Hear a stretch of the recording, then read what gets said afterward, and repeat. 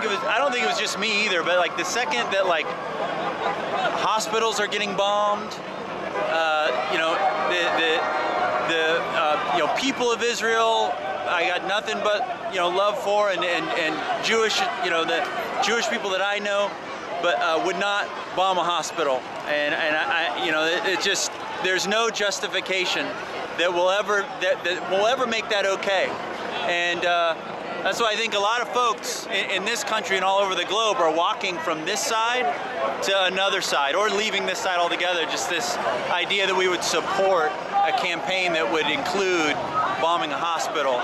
It's just not okay. What if it was true that Hamas was actually setting up their missile stations from the hospitals? Yes, absolutely.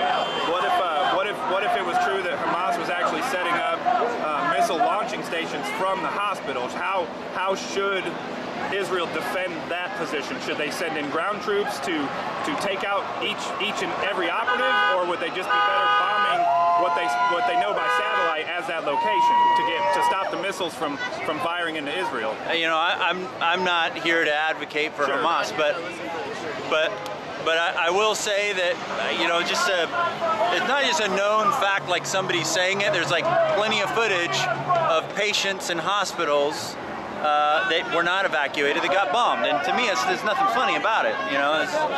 I mean, it might be a hilarious thing to you.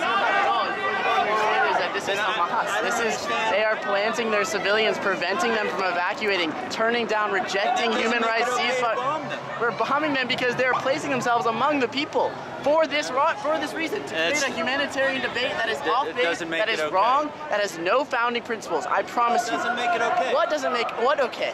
That they're storing rockets. Bombing a hospital is not okay. It's to ignite this debate. It's for no reason. It's for no reason other than more unrest, more violence, more anger, more destruction. There have been some very politically unwise folks in the Israeli government that have decided that we're going to bomb a hospital. Suppose if your house was bombed every single day and the source of that rocket was a hospital owned by the UN or a school owned by the UN, how would you respond? Tell me. All right, Tell me how you would respond besides dropping leaflets, besides warning strikes, besides telling them please get out, phone calls, text messages. They do above and beyond. I think as an objective person, I'm able to look at two sides and say one side has 800 civilians dead, one side has zero. Israel protects its civilians through advanced measures, through bomb shelters, an Iron Dome system that is brilliant, unbelievable. Israel protects its civilians. There are measures in place. Hamas does not want to protect its civilians. Why is Israel bombing civilians? Because Hamas is among their civilians, and Hamas hides behind them and puts their rockets in these bedrooms. The one room's a bedroom with a baby being nursed. The next room's a rocket launching station. I hope that you would listen to yourself, that not one Israeli civilian has died in this conflict yet. But it's not about how many are on one side or the other. It's about 32 soldiers have died, 3 civilians have died. It's not about soldiers. Why would they not invade? How could they resist? How could they? They're not legitimately at risk. That's outrageous. But to subject someone to live under rocket fire, is that acceptable? To go to bomb shelters 15 times a day? That's exactly what's happening in Gaza. It wouldn't have happened if Hamas said, we don't want to fight you. We want peace with you. The siege, you know, they say, end the siege of Gaza. Can I ask you a question? Yes, when I went across the street, I asked them, I said, what does Free Palestine mean? And they really couldn't give a good answer. But when I said, when you hear this side yelling Free Palestine from Hamas, do you agree with that? And they said, Hamas is the good guys. I mean, how do you respond How to that? I say to that is, those are our peace partners. If anyone's asking us, why aren't we making peace with them? Why aren't we doing this? Why aren't we doing enough? Because these are our peace partners. They want us dead. The other day, a tunnel was found leading to a kibbutz dining hall. Tell me that's a battlefield. Tell me a dining hall where 1,000 children sit with their moms and their brothers and their sisters. Tell me that's a battlefield. That is off base, and Israel has no other choice other than to destroy these tunnels, go into Gaza, lose precious, brave soldiers to this, because these people seek terror and death and destruction, and that's all they seek. They will not stop. It's in their charter. They will not stop till every Jew is dead in the state of Israel. West Bank and Gaza, we give them all of that. It won't be nearly enough. I promise you. A few years, it will just close the gap more, isolate us more, stretch us, make us more uncomfortable. I'm telling you, this is their goal. Their goal is this debate to talk about all their dead civilians that they aren't shedding one tear about. I do hurt for the mothers. So does every Israeli supporter. We hurt for the mothers and the brothers. Can I ask you a question? Yes. The life of an Israeli versus a life from a Palestinian. Palestinian? It's the same. Are they the same, or is there a difference? There's no difference at all.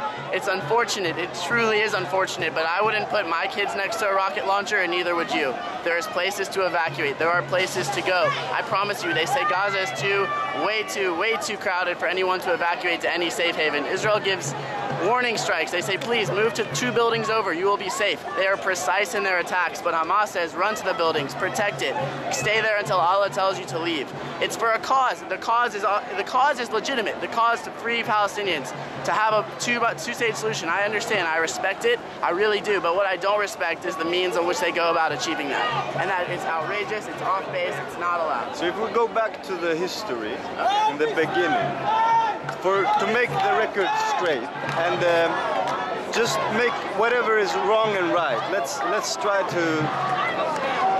to figure that one out. So was it right that Israel was created in the first place? Yes. Just like that? British mandate, and the United Nations voted for a partition plan. 2 states were offered. Guess what happened on the Palestinian side? Do you know what happened? They rejected it and waged war from 6 different countries, from Jordan, from Egypt, from Syria, from Lebanon. Well, how else are we supposed to say it? You can say it's illegitimate that we got it in the first place. I'm sorry, the most recognized body that's accusing Israel of war crimes now was the one that gave it to us. They gave it to us almost unanimously. 3 countries said no, okay? And I don't know, maybe more said no, but we were given it universally, it was ours. And then to add on top of it, we fought a war against 6 countries to keep it. We fought a war against 6 countries to keep it. They've continued to suicide bomb. You say a siege in Gaza. There's a siege in Gaza because we cannot allow these people in without checkpoints. We can't. How do we trust them when they're blowing up our cafes, our schools, our cities? How can we trust these people?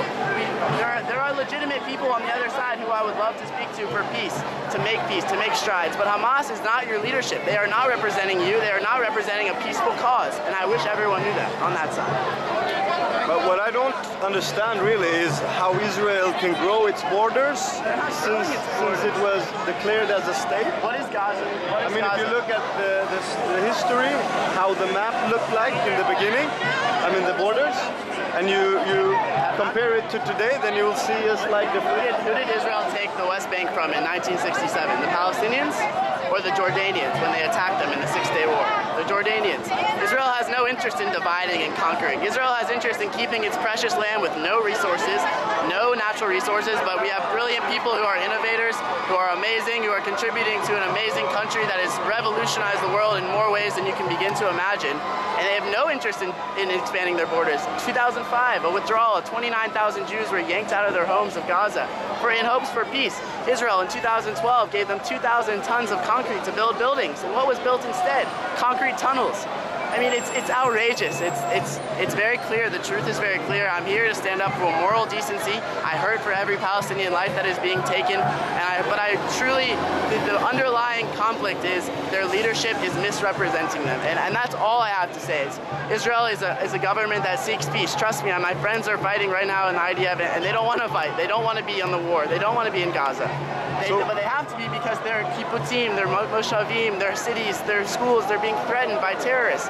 Israel would not bomb Gaza once if Hamas was not firing 12,000 rockets a week. I promise you. I 100% promise. Can I ask you a last question? Yes. How come, I mean, is Israel the state, is it a secular state or a religious state? Prime Minister of Israel is secular. Most Israeli state is secular, but it's based on Jewish ideals. It was given to us as a Jewish state. But let me tell you, Arabs in Israel are the most free Arabs in the entire Middle East. I promise you. An Arab can say, I don't know if I agree with Islam today, and they will not be hanged. They will not be in trouble in Israel.